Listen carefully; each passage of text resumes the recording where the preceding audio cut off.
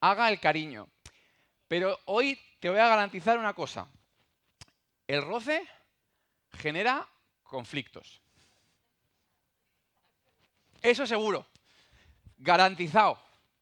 El roce genera conflicto, porque relacionarnos implica rozarnos, implica que tengamos que ir juntos, implica contacto. Y siempre ese contacto, en algún momento de la relación, llevará a un conflicto.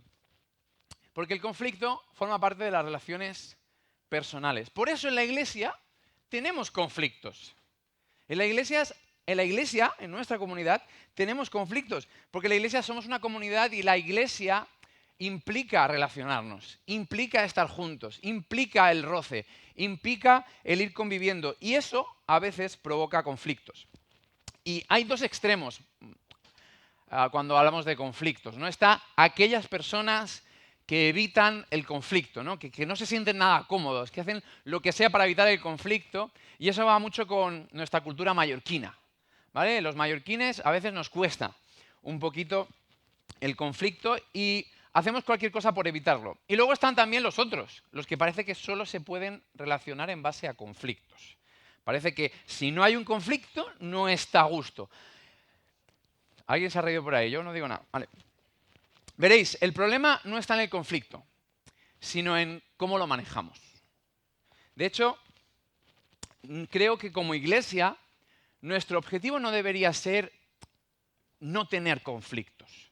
Porque creo que es un objetivo utópico, irrealista, que no vamos a poder cumplir, porque realmente no puedo evitar en algún momento ofenderte, aunque me gustaría evitarlo, y no vas a poder evitar ofenderme, pero creo que en la iglesia nuestro objetivo no debería ser evitar el conflicto, sino tener la habilidad suficiente para saber manejarlos.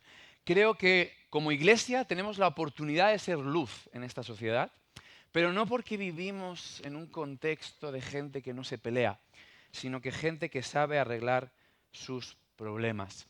¿Quién no ha tenido un conflicto en la iglesia?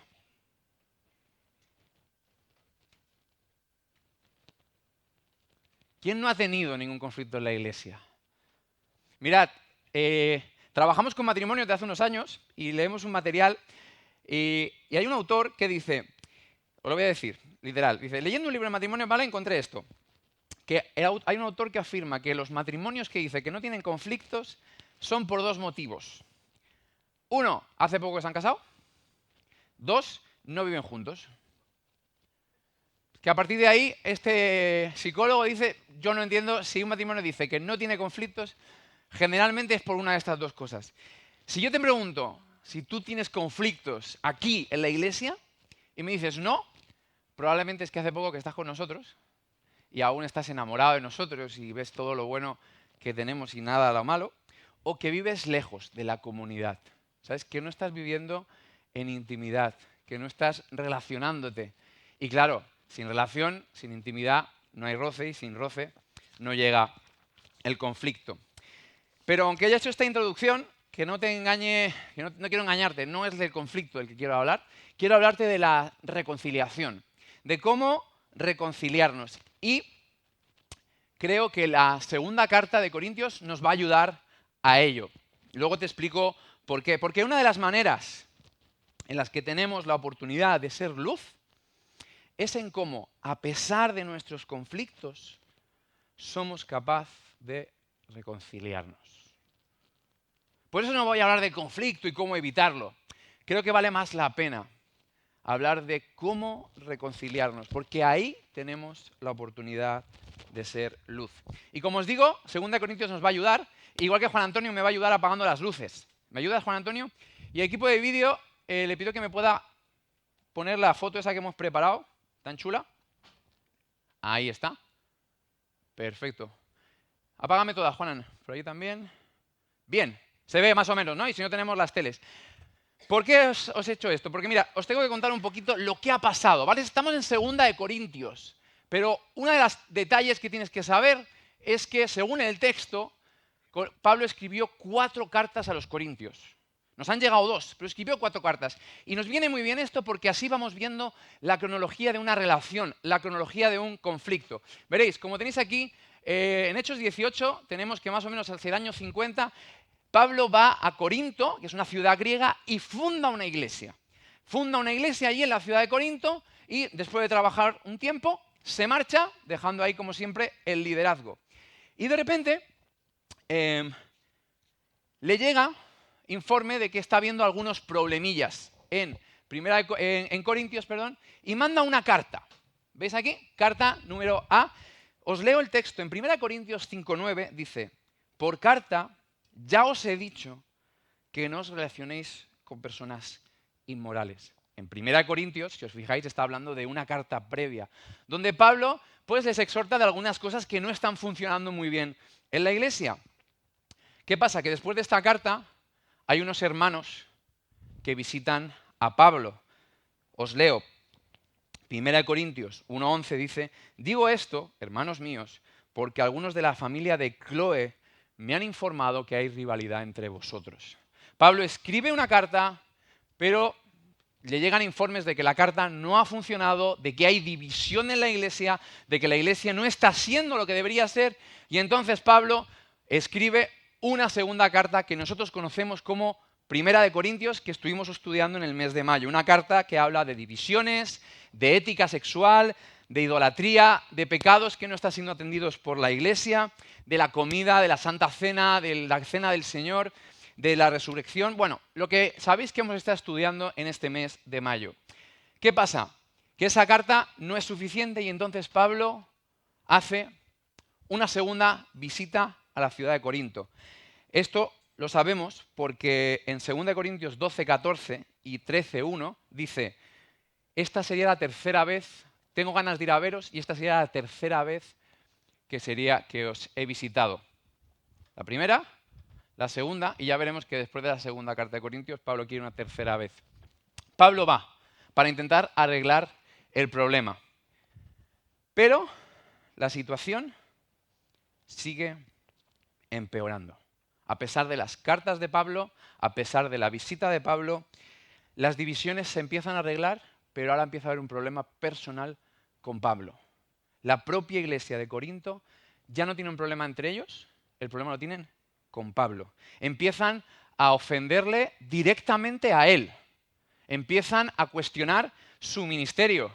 Pablo, ¿por qué no nos das cartas de recomendación? Porque tú, ¿quién eres?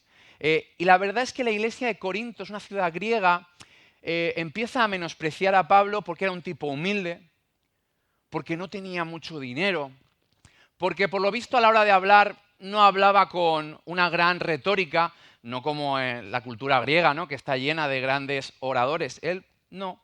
Él era un hombre que su ministerio se basaba en que sufría constantemente, no tenía grandes éxitos y chocaba mucho con la idea del superlíder, del superapóstol que tenía la iglesia de Corinto. De esto no voy a hablar porque la semana que viene estaremos profundizando sobre ello. Lo que sí tienes que entender es que en este momento la iglesia está enfrentada directamente con Pablo, no le respeta, no le ayuda, le ofende directamente. Y Pablo, que iba a visitarles, decide no visitar. Decide no visitar y escribir una tercera carta que tampoco nos ha llegado. Os leo. Dice: os escribí con gran tristeza y angustia de corazón y con muchas lágrimas, no para entristeceros, sino para daros a conocer la profundidad del amor que os tengo. Esto es 2 Corintios capítulo 2, versículo 4. Pablo para una visita que tenía y manda una carta que dice que escribe con lágrimas. Pero por buenas noticias, el Señor es bueno. Y entonces de repente Pablo recibe una visita, la visita de Tito, de la cual nos habla 2 Corintios 7, versículo 6, que le dice que la carta ha funcionado, que la iglesia ha respondido, que la iglesia se arrepiente, no todos, pero que hay un colectivo que se arrepiente, que le piden perdón. Y entonces es cuando Pablo decide escribir 2 Corintios. La cuarta carta, pero la segunda carta que nos llega a nosotros, para reafirmarles su amor y su compromiso. Como decía Lina, por eso tenemos una carta tan poco sistemática, la vais a ver, tan emocional, emociones a flor de piel de Pablo, porque Pablo está utilizando esta carta para sellar una reconciliación. No es una locura, por ello, llegar a la conclusión de que uno de los principales motivos de la segunda carta de Pablo a los Corintios es que Pablo quiere reconciliarse con su amada iglesia. Como os digo, todo esto que os he enseñado aquí no es para demostraros que hay 4 cartas. Esa parte no es el objetivo. Lo que quería que vierais es un poco cómo ha ido la relación hasta ahora. Juanan, si me abres las luces. Perfecto. ¿Cómo ha ido? Lo que quería es que vierais estos 7 años y cómo pues las relaciones tienen etapas, familia. Y a veces nos cuesta aceptar el punto. Falta una luz más, Juanan. Ahí. Eso es. Las relaciones tienen etapas, familia. Son 7 años aquí. Momentos en los que Pablo funda la iglesia, momentos en el que todo va bien, momentos en el que son necesarias cartas, momentos en los que son necesaria una visita, momentos de tensión, momentos de cambio de planes. Y con esto ya podríamos aprender muchas cosas. Por ejemplo, las relaciones llevan tiempo y llevan esfuerzo. Si tú quieres relacionarte con alguien, esto no es una flor silvestre, que sale y ¡ay, mira! No, si tú quieres mantener una relación con alguien, debes dedicarle tiempo. Pablo tenía muchas excusas para no mantener la relación con Corinto. Muchas. Ya no vivo allí. Los WhatsApps no llegan. Tengo que escribir cartas. Estáis muy lejos. Me habéis ofendido. Os he visitado os he visitado 2 veces y la tercera ya no he ido porque no me queréis ni ver. Oye, pues yo ya tengo muchas iglesias. Pues ya corto la relación con vosotros. Pero Pablo busca siempre argumentos para mantener la relación. Y hay algo que yo aprendo. Si tú buscas un argumento para ofenderte y cortar la relación conmigo, no te preocupes. Lo vas a encontrar. Siempre. Porque el que busca, encuentra. Si tú quieres encontrar un argumento para cortar tu relación conmigo, no te preocupes, te los voy a dar. Pero si lo que buscas es un argumento para que mantengamos nuestra relación, también lo vas a encontrar. Pablo está más centrado en mantener la relación que en buscar argumentos para decir, mira, ahí os quedáis, iglesia de Corinto, yo ya os enseñé lo que tenía que enseñar, os dejo en manos del Señor. Como os digo, las relaciones tienen etapas y Pablo es sensible a ellas. Hay momentos en los que Pablo visita y hay momentos en los que Pablo dice, no, mejor una carta.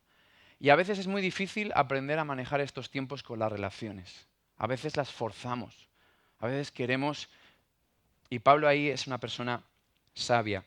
Pero sobre todo, lo que más me gusta de esta cronología que os he enseñado, y quizás el detalle por el que os la he querido enseñar, es cómo Pablo en cuanto encuentra el hueco para restaurar una relación, no duda. Pablo espera. Cuando la situación está tensa, espera. Pero cuando ve que el puente se está abriendo, rápidamente escribe una carta. No dice, bueno, ahora iré a verles para acabar de reconciliarme con ellos. Que Tito me dice que quieren que nos arreglemos. Venga, vamos. Y rápidamente Pablo escribe una carta que llegará mucho antes que él para reafirmarles su amor. Hermanos, si hoy tienes la oportunidad de reconciliarte con tu hermano, no lo dejes para mañana. Eso es algo que me enseña Pablo. Pablo mismo escribió en Efesios, no se ponga el sol sobre vuestro enojo. Y luego veréis un poquito a qué me refiero, pero creo que no es en plan fuerza a las relaciones. Pero si realmente ves la oportunidad de reconciliarte con un hermano, no, mañana no. Mañana no, que pueden pasar muchas cosas. Si la oportunidad la tienes hoy, aprovecha la oportunidad. ¿Qué es lo que hizo Pablo con esta segunda carta? O la cuarta, según quieras verlo. Si tienes una oportunidad, reconcíliate con tu hermano. Pero vamos al texto, ¿vale? Vamos a 2 Corintios capítulo 5, porque quiero enseñaros en el mismo texto cómo tenemos pautas, principios, consejos que nos ayudan para poder reconciliarnos los unos con los otros. 2 Corintios 5, versículo 14, pido que la puedas tener encendida tu Biblia o abierta, dependiendo del dispositivo con el que lo leas. De todas maneras, aquí en pantalla también irá saliendo. Os leo, leámoslo con calma, ¿vale? Una de las primeras cosas que yo he aprendido del texto de Corintios, y ya os lo digo para que cuando lo leáis lo vayáis viendo, es que la base para reconciliarnos es la reconciliación previa que hemos tenido con Dios. te lo repito, la base para reconciliarnos es la reconciliación previa que hemos tenido con Dios. Vamos allá, vamos a leer el texto. Versículo 14. El amor de Cristo nos obliga, porque estamos convencidos de que uno murió por todos y por consiguiente todos murieron. Y Él murió por todos, para los que viven ya no vivan para sí, sino para el que murió por ellos y fue resucitado. Así que de ahora en adelante no consideramos a nadie según criterios meramente humanos. Aunque antes conocimos a Cristo de esta manera, ya no lo conocemos así. Por lo tanto, si alguno está en Cristo, es una nueva creación. Lo viejo ha pasado, ha llegado ya lo nuevo. Todo esto proviene de Dios, quien por medio de Cristo nos reconcilió consigo mismo y nos dio el ministerio de la reconciliación. Esto es, que en Cristo Dios estaba reconciliando al mundo consigo mismo, no tomándole en cuenta sus pecados y encargándonos a nosotros el mensaje de la reconciliación. Así que somos embajadores de Cristo, como si Dios os exhortara a vosotros por medio de nosotros. En nombre de Cristo os rogamos que os reconciliéis con Dios. Al que no cometió pecado alguno por nosotros, Dios lo trató como pecador, para que en él recibiéramos la justicia de Dios. Versículo 14. El amor de Cristo nos obliga. Fíjate, no es me apetece o no me apetece mandarte esta carta, me apetece o no me apetece demostrarte amor, me apetece o no me apetece reconciliarme contigo. No, no, el amor de Cristo me obliga, es que no tengo opción, no tengo escapatoria, porque cuando veo lo que hace Cristo por mí, no tengo integridad moral para decirle, ya, pero a él no le perdono. Estoy obligado. Siempre le digo esto a la gente, digo, cuando tú conoces lo que Cristo ha hecho por ti, tienes un problema. Quedas atrapado, ya no puedes vivir para ti. Fíjate, versículo 15, Cristo murió por nosotros, para que no vivamos para nosotros mismos.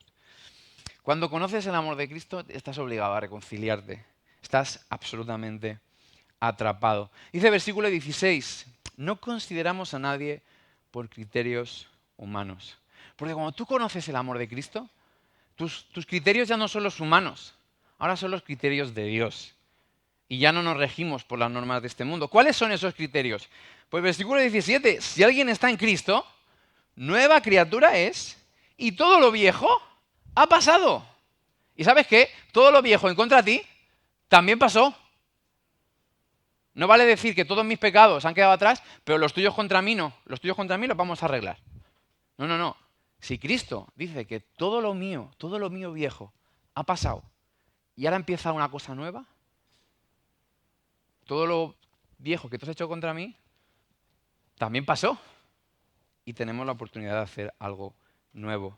Versículo 19. Dios se ha reconciliado con nosotros porque no toma en cuenta nuestros pecados. Iglesia, si Dios no tiene en cuenta tus pecados, ¿con qué cara tú le puedes decir que tú sí tienes en cuenta los pecados de tu hermano? ¿Con qué cara le decimos a Dios? No, Dios, es que yo sé que tú lo que me has perdonado a mí, sí, pero a él no puedo. Versículo 21. Al que no había cometido pecado, lo trató como pecador para salvarnos. Lo trató de manera injusta. Jesús asumió un trato injusto y fue tratado como algo que no era con tal de reconciliarnos. ¿Con qué cara puedo hacer yo algo diferente? ¿Con qué cara yo reclamo mis derechos, mi ofensa? No, no, no. ¿Con qué cara puedo hacer esto? No puedo. No tengo.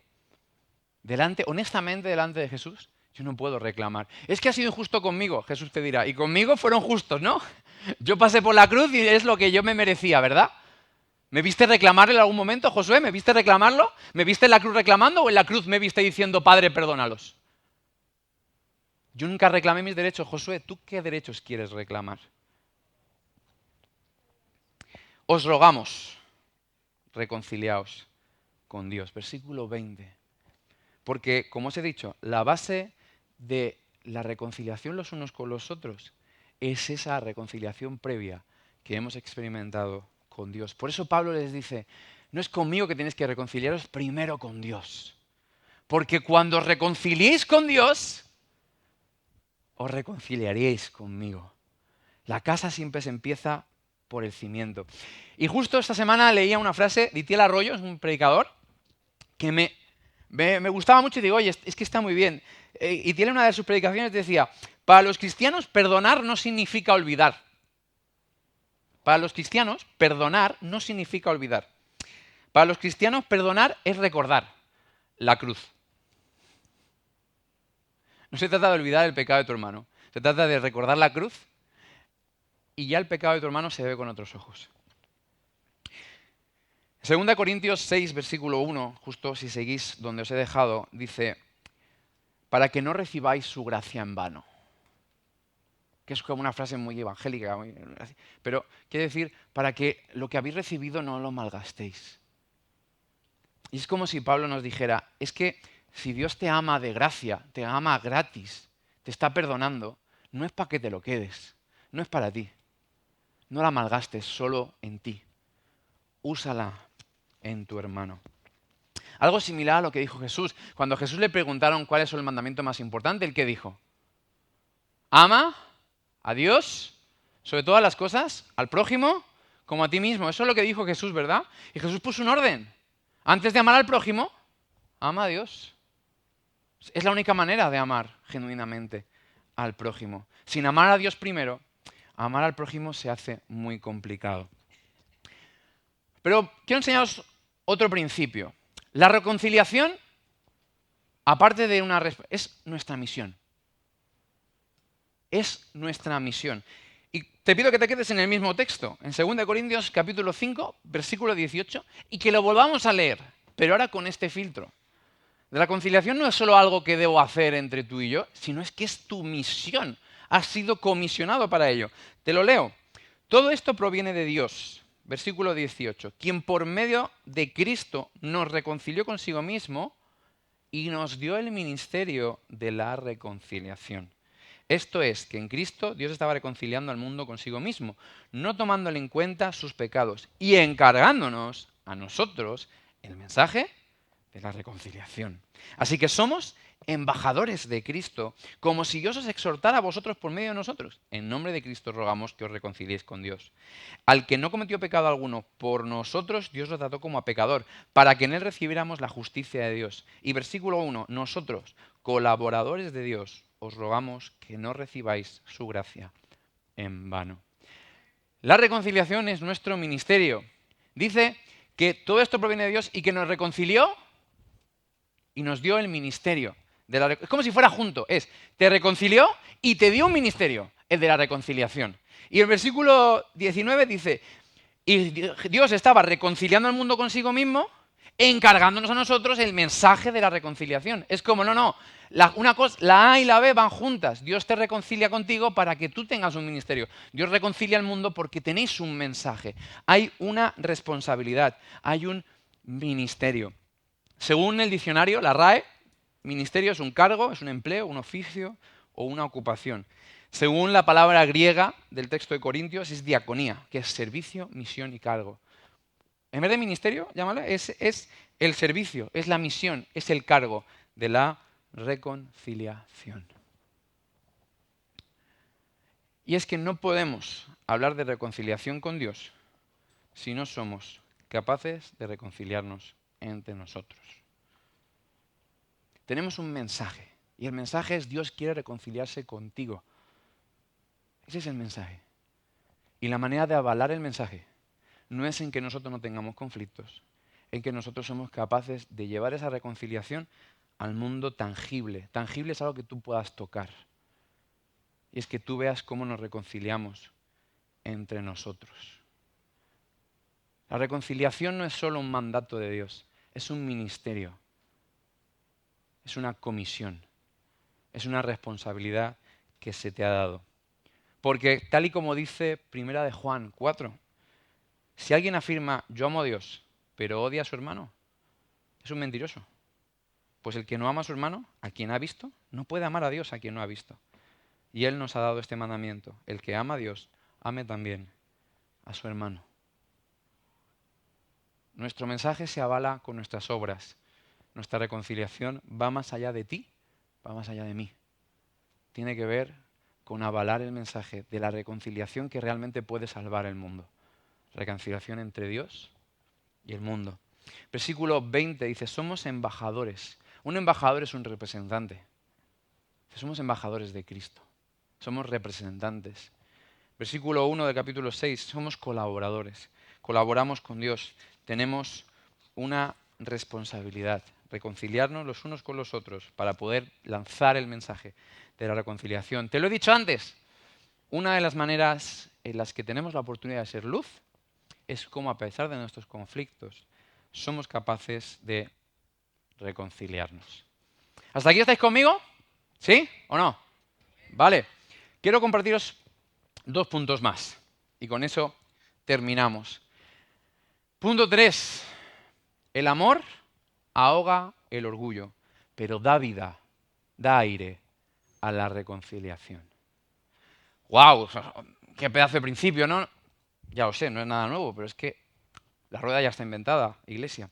2 Corintios capítulo 1. Te invito a que puedas girar unas páginas atrás y puedas ver por qué digo esto y cómo Pablo nos enseña que el amor ahoga el orgullo, pero le da oxígeno, le da aire a la reconciliación.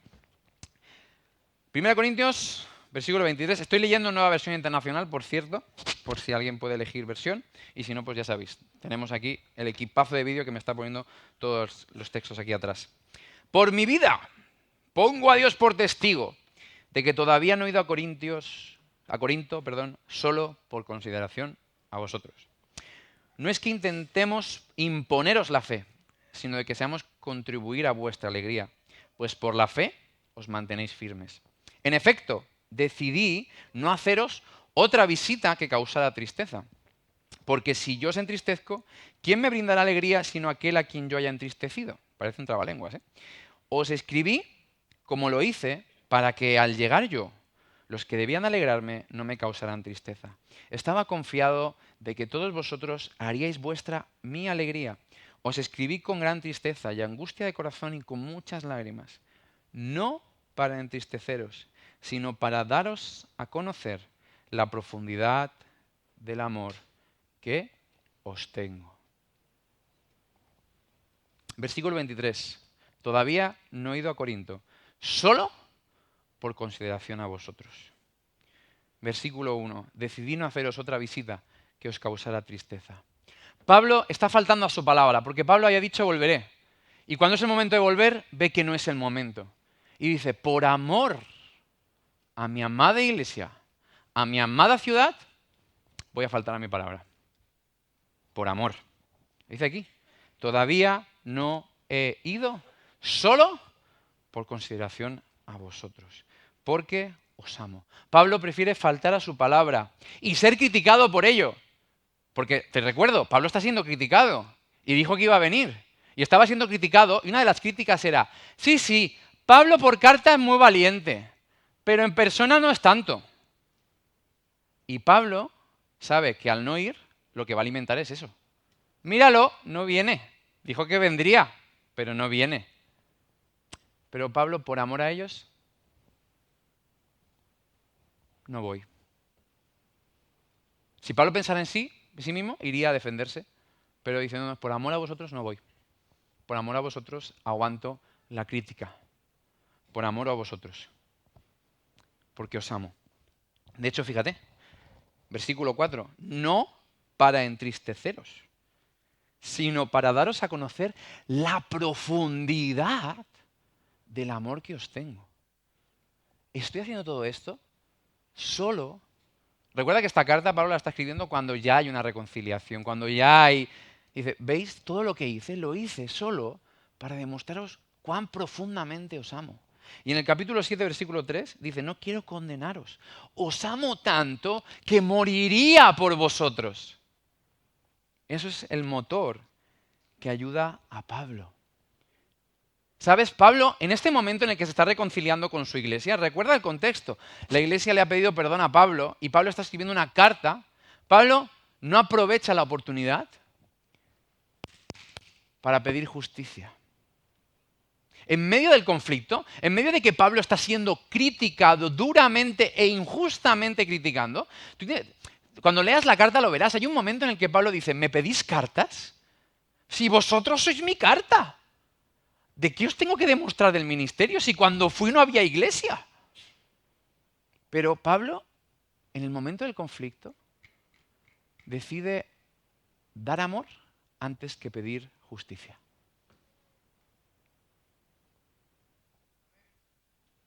En medio del conflicto, Pablo prefiere dar amor que pedir justicia. Muy duro eso, ¿eh? En medio de que alguien te esté ofendiendo, en medio de un conflicto, que lo primero que hagas sea dar amor. Y luego reclamar justicia. Porque Pablo, vamos a ver que Pablo también dice lo que tiene que decir. Pero primero, amor. Primero, el amor. El mismo Pablo lo dijo en 1 Corintios 13. Si yo hablase lenguas humanas y angélicas, pero me falta amor, de nada me sirve. Pues se lo está aplicando a sí mismo. Os lo he dicho antes, Jesús nos dijo, ama a Dios sobre todas las cosas, pero luego ¿qué? Luego al prójimo, como a ti mismo. Amar a Dios no es el final. Jesús no dice, no, tú ama a Dios, y con eso ya basta, hermano. O sea, tú ama a Dios. Jesús no dijo eso, Jesús dijo, ama a Dios, y luego ama al prójimo. Porque amar a Dios sin amar al prójimo no es amar a Dios. Sin amar a Dios no se puede amar al prójimo, que parece un trabalenguas, pero escúchame bien. Sin amar a Dios no se puede amar al prójimo. Pero no amar al prójimo es no amar a Dios también. Jesús mismo lo enseñó. Y último punto que quiero compartir con vosotros de algo que Dios está trabajando conmigo. Perdonar es cosa de uno. Reconciliar, cosa de dos. Y este es un punto que para mí ha sido muy revelador y me ha ayudado mucho. Te invito a que puedas buscar 2 Corintios capítulo 6, versículo 13.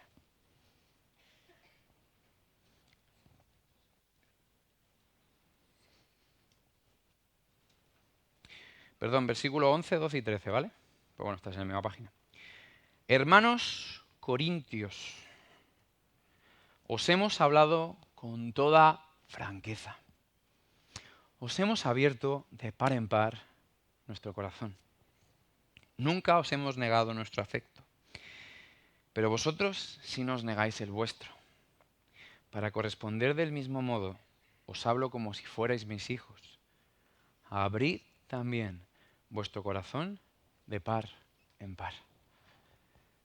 Y te invito a que sigas en la misma página, porque en el capítulo 7, versículo 2 y 3, sigue con el discurso algo similar. Hacednos un lugar en vuestro corazón. A nadie hemos agraviado, a nadie hemos corrompido, a nadie hemos explotado. No digo esto para condenaros.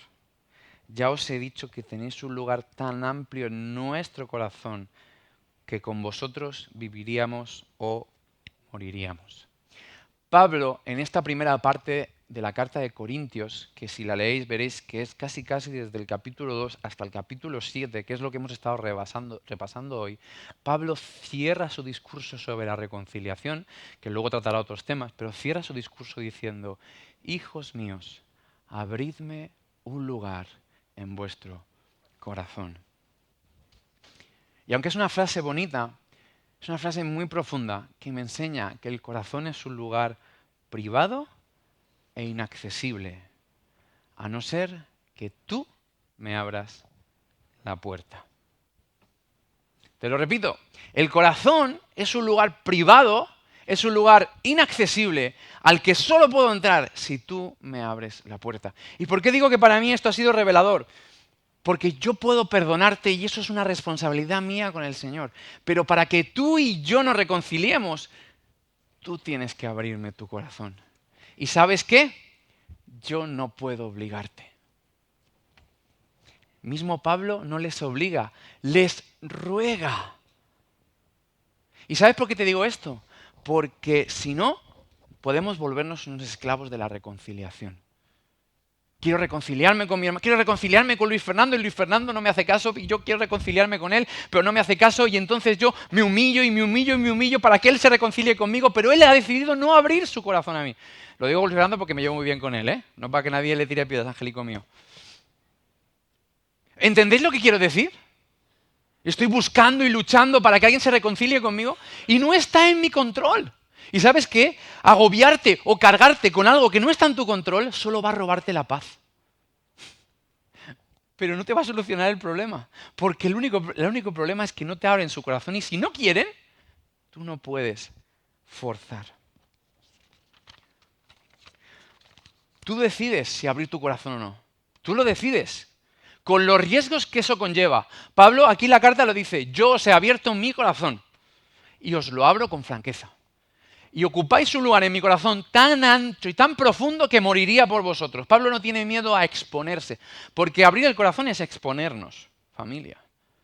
El corazón es un lugar que, el órgano del corazón está aquí dentro de las costillas, bien protegido, porque es muy vulnerable. Y Pablo nos anima a sacarlo, a abrirlo, a exponernos. Pero ahí acaba mi responsabilidad y empieza la tuya. No cargues con cosas que no están en tu control, solo va a quitarte la paz. Asume tu responsabilidad, asume la responsabilidad de tu corazón y deja en manos de Dios el corazón de tu hermano. Lo digo porque esto puede hacerte sufrir mucho. Puede hacerte sufrir mucho si no entiendes este principio. Haz tu parte y deja el corazón de tu hermano en manos del Señor. Pero ¿y si no quiere reconciliarse? ¿Qué hago?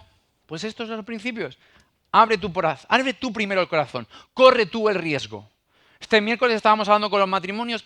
¿Cómo ayudar a mi pareja a abrirse? Y decía uno, abriéndome yo primero. Haciendo yo primero mi camino. No esperando a que mi mujer o mi marido se abra a mí, sino siendo yo valiente. ¿Quieres reconciliarte con tu hermano? Abre tu corazón. Corre el riesgo, como lo hizo Pablo. Pero, aunque no puedes obligar a que abra tu corazón, sí puedes facilitar para que eso suceda. Eso sí está en tu responsabilidad. Genera un ambiente que la otra persona no se sienta amenazada. ¿Te acuerdas que Pablo no está recriminando en ningún momento, da amor, no recrimina, para generar un ambiente en el que la otra persona pueda reconciliarse. Y a partir de ahí, descansa en Dios y espera. ¿Te acuerdas lo que dije al principio? Las relaciones tienen etapas. Tienen etapas. Y hay momentos en los que no puedes forzar. Porque lo que vas a salir es escaldado. Vas a salir herido. El mismo Pablo nos ha enseñado que las relaciones tienen etapas y que hay un momento para escribir y hay un momento para esperar. Hay un momento para visitar y hay un momento para no visitar.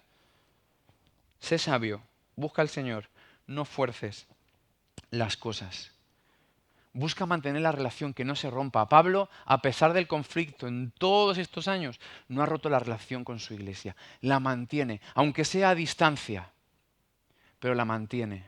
O por lo menos hace todo el esfuerzo para que la relación esté ahí, para que cuando sea el momento oportuno podamos reconciliarnos. Y cuando ve el hueco, entra. Esos son los consejos que yo te doy. Si tu hermano no quiere reconciliarse contigo, espera en el Señor.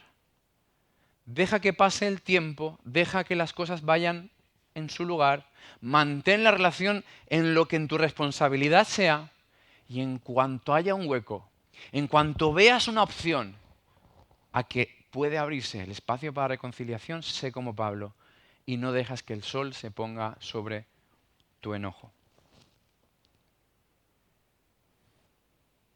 Pero no fuerces más allá, si no serás un esclavo de la reconciliación y perderás la paz. El mismo Jesús lo dijo, lo he dicho 3 veces y lo digo con intención. Ama a Dios sobre todas las cosas y ama al prójimo como a ti mismo. Sí, lo primero es amar a Dios. Y sin amar al prójimo no estoy amando a Dios. Pero Jesús no dijo, y ama al prójimo más que a ti mismo, ni pon al prójimo por encima de ti mismo. Ponlo primero, pero no por encima. No te humilles tanto que tu prójimo te pise, te pise y te pise y te pise. Eso no es lo que nos enseñó Jesús. Dijo que el prójimo primero. pero igual que tú. Ámate a ti. Y no dejes que un conflicto que el hermano tuyo no quiere arreglar te esclavice. Porque en Cristo Jesús tú has sido libre.